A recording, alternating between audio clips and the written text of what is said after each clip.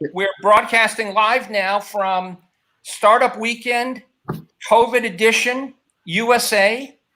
Startup Weekend is an organization that has led thousands of hackathons around the world, but this is the first time they've ever gone virtual, and they've done it in an amazingly ambitious way with almost 1,000 registrants and 300 plus mentors and an epic cast of organizers. And we've got two organizers with us today, Rich Kopcho, who is the marketing lead for the entire USA event, and Richard Lin, who's been very engaged in leading on all of our live stream activities. So gents, welcome. Thank you. Put so much incredible time and energy into this event leading up to the weekend. Rich Kopcho, perhaps you can go first. Tell us about, what was it that brought you into this event and the willingness to invest so much of your personal time and energy to see this come to fruition? Well, thanks, Mike. That's a great question. I have volunteered for lots of these throughout the years, and I typically like to take a role that helps bring the team together. And so I've been able to arrange my life so that I don't have a day job that I need to be beholden to. So I've got plenty of free time. I've done a bunch of startups, so I've retired a couple of times, actually 3 times. And so that gives me plenty of free time to do volunteer work like this. That's great. And what are you most proud of up until now, Rich, with everything that you've seen transpire from the time we went live, more or less, on Friday night? Yeah, well, I got an amazing support staff that's working on this. We've got reporters, we've got PR people. All of them are experts in their own right, and they're volunteers, and everyone's working well together. We've got a well-orchestrated marketing team, as well as a whole organizing team. And the people that are on the organizing team have years and years of experience building these in real life startup weekends, but not necessarily this first edition of online. So there is a whole bunch of challenges around that people are overcoming in real time. I want to ask you something, if I can, Rich, on that point. Given your experience, working on these over the years, besides the technical aspect of it, does this one feel different based on what we're all dealing with here with the pandemic going on? Yeah, it is. The intensity of trying to solve these real life problems, you can just feel it. It's visceral in terms of why people are joining, and the amount of people that are brand new to Startup Weekend that are joining just because of the COVID initiative. So it's really been an awesome event so far, and we're looking forward to seeing who comes out on the leaderboard. That's great. And Richard Lin, you're at the opposite end of your career from Rich Kopcho. You are recently graduated from RPI and just starting out your career. What is it about this kind of event that led you to take on such a huge amount of responsibility at your tender age of 23 years old? It's really about being able to work with the best of the best in the world in what they do, and learning from them, and recognizing that, hey, there are things that I don't know, and there are things that everyone can teach me. And putting on this event with this organizing team that moves so fast and moves so many mountains with so little resources is amazing. So for both of you guys, you've obviously seen so many different teams. You've heard them live streamed, or you've mentored them. Could each of you just share what's the most inspirational team concept that you've come across so far? Well, from my perspective, there are a lot of teams working on a lot of important things. And some of them are looking at how to get information flowing faster, especially in pandemic.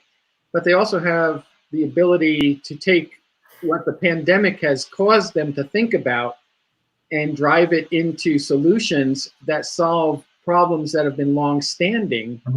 And that is what's been the most interesting. This is a Give First community. The Startup Weekend organizers are all Give First people. Techstars is about Give First. And so to see everyone rally around a vision of how do we fix a world that's changing as we speak is just inspirational and monumental. This is a not to forget. Yes. Yeah, this is a transformative event for the country, because I think it's another great example of, we need to be self-reliant, right? If problems are going to be fixed, we can't wait for others to fix them for us. We need to bring the entrepreneurial spirit and that energy to bear to address these problems, which is exactly what we're seeing. Richard Lynn, you as a guy that's probably heard a lot of different people pitch, what has struck you as the most inspirational thing you've heard from the team so far?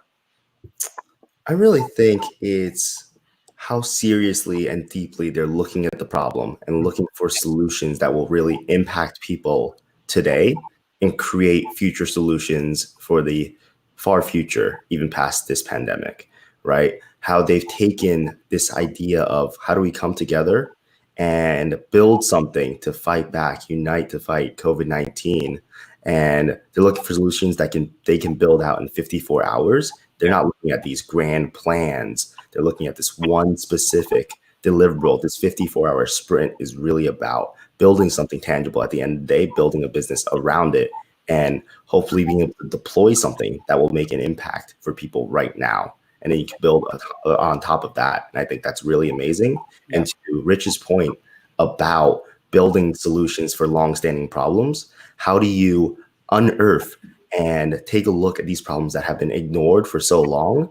Let's say taking a company digital, a restaurant digital is a super simple example. Before, it was all about, hey, I need to run this restaurant. There's no time for me to do social media marketing. There's no time for me to set up online ordering. But now it's all you think about, because you have to. You can't do in-person sales. Right. So how do we take this and not look at this situation as a negative, but the silver linings and the things that we can learn that come from this that force us to move forward? How do we build more resilient and better companies that come out of here that were better than they were before, and not just the same before this pandemic? That is such a great point, Richard Lynn. I'm really glad that you brought that forward. So important to remember. And, Rich, both of you actually have talked about the scale of this effort and the group, how large, people all over the place who are working on this. I wonder if you could share just a little bit about, maybe the number of countries where people are coming from, or even kind of the different backgrounds that people are working from, whether it's an engineering student, an entrepreneur, a restaurateur, kind of going to what Richard Lynn was saying. Like, what do these teams look like in terms of who's participating and where they're located? Yeah, so we are the USA edition. There are 75 countries that are doing this, and over 10,000 participants in 75 countries. Wow. So there are organizers all over the world, and you can find that at covid.startupweekend.org, the whole list of them. We are running 2 events, pretty much. It's one single event, but in 2 time zones, an east and a west here in the United States. So we're covering the whole United States. The people that are coming are doctors, lawyers, healthcare professionals, entrepreneurs, media people, students. I have 2 high school students working on one of the teams, and the people that are working with them, are taking it upon themselves to mentor these young ones who are coming to their very first startup weekend. And some of these are seasoned professionals that have been doing 5, 6, 7 startup weekends in their career, and they get it, that this is a learning opportunity and a learning experience, and it's focused on a very pertinent issue, this COVID-19 issue. So it just all around resonates as an event that will be long-standing historically. Yeah, and I think, to your point, Rich, the notion of, the diversity that you shared, right? A lot of people have been asking, how do I contribute? What do I do? And some people have had the privilege of working in universities have been able to make PPE. They've been able to do a variety of different things around getting equipment to our frontline workers. But I think, as we move past, and Mark and I had this discussion this morning, as we move past the urgent to the new normal, right? And I know Rich Lynn focused on this, right? How do we create the best new normal possible? And if we can empower not just, traditional entrepreneurs, but all of these newbies that are having their first ever startup weekend hackathon experience, to realize that this is an extraordinary way to live your life, right? To be empowered as an entrepreneur, as a creator, as an innovator, right? And we inspire one another, right? That's what I love about hackathons. We inspire each other to be our very best, to fully self-actualize, and you're seeing that, right? And I love it when you bring high school kids into this experience, because it's going to change their lives forever. Yep. Right. We have a high school student from up in Laramie, Wyoming. Yeah. We have one in Colorado. Yeah. And another one, I don't actually know where he is, but that high school student is like way experienced in computer science. The one in Laramie is a computer science guy, and the other one is more of an athlete. Yeah. And so we're all working on different teams. We have an 80-year-old that we were teaching how to use the Zoom tools and how to use Discord. And that's amazing. That is great. That's awesome. The diversity is we have Latinos, we have almost everybody you can think of represented in the diversity spectrum. People from Africa are actually in our network here in the United States working on this with us. One of our reporters is from Africa. So we've got every walk of life. We've got probably a more diverse spectrum of mix of women and men than in most businesses. Right. Great. So Mark, you want to bring us home? This has been so great as a first stream for Mike and me. As Mike alluded to, we've been talking to a lot of researchers, designers who are at universities, mechanical engineers who are teaming with hospitals and are developing these designs and turning them around very quickly and getting them out to manufacturers. And it's mainly been in the PPE space and really dealing with what's happening right now.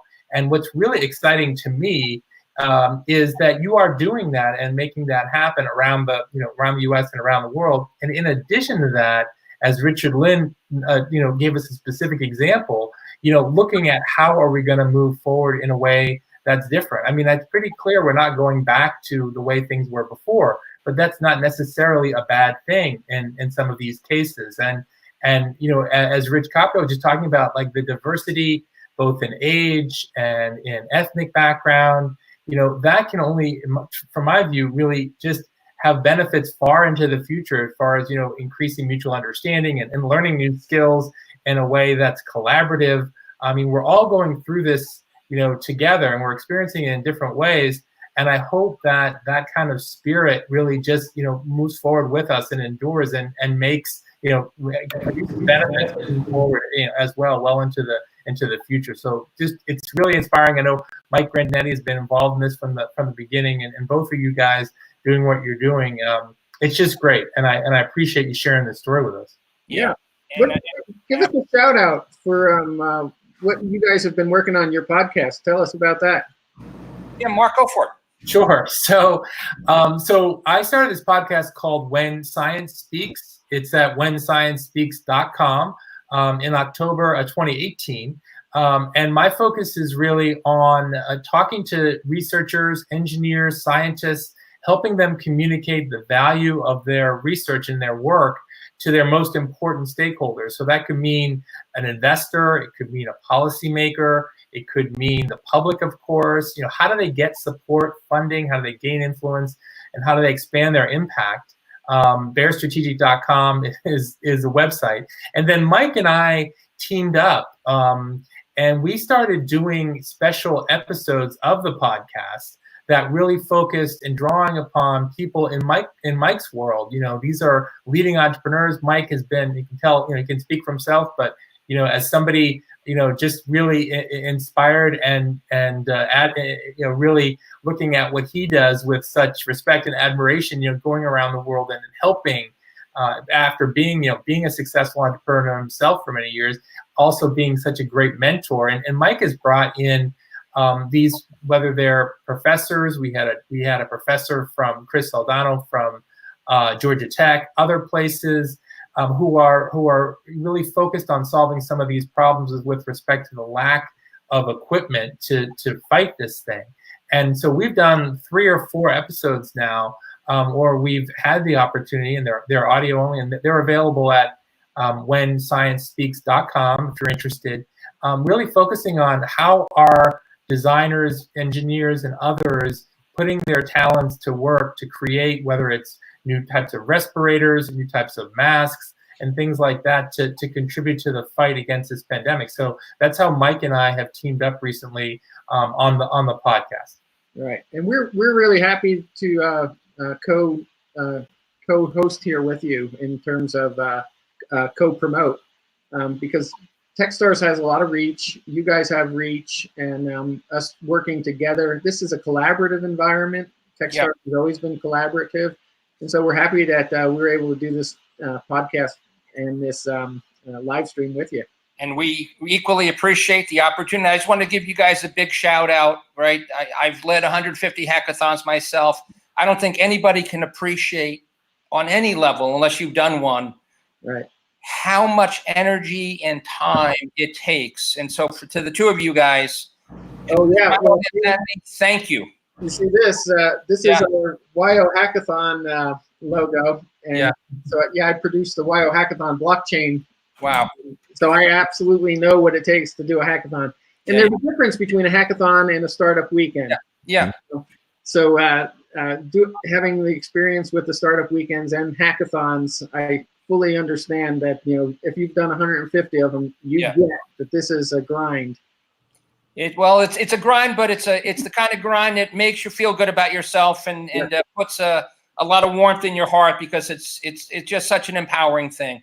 So Richard Kopcho, what a pleasure to have a chance to chat with you guys today. We can't wait to see some of these incredibly inspiring presentations later tonight. Have all these these top finalist teams share with us what they've been working on for the last 54 hours. I'm sure they're going to speak to all of us. So thank you all, and we'll see you tonight at 6:30. Yeah, and stay tuned to this channel, guys, because these guys up here are going to be interviewing some really interesting teams. Yeah, we're looking forward to having a lot of chats throughout the day. Thank you. Bye now. We have some folks watching that I can see that might not be familiar with Startup Weekend. All right, if I roll a video to show them what it's all about. Absolutely. Sure. Go for it.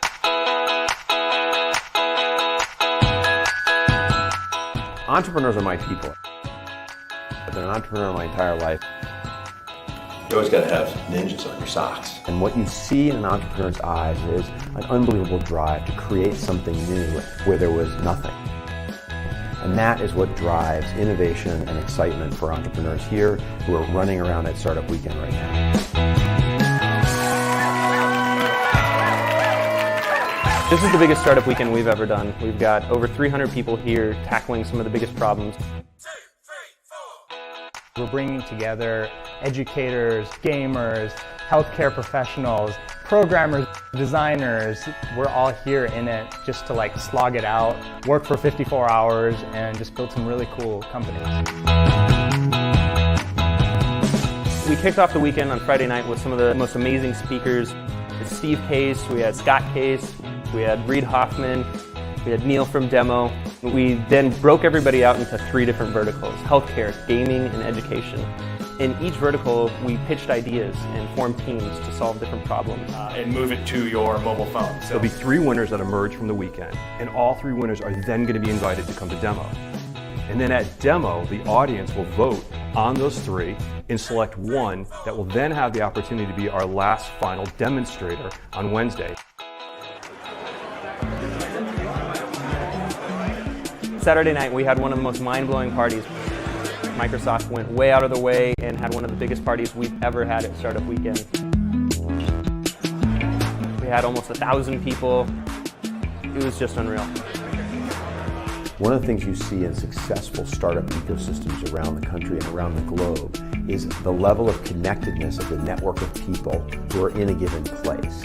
And so we see at Startup Weekend as a microcosm of that phenomenon, and the more we can do that, the more successful companies we'll create here in America.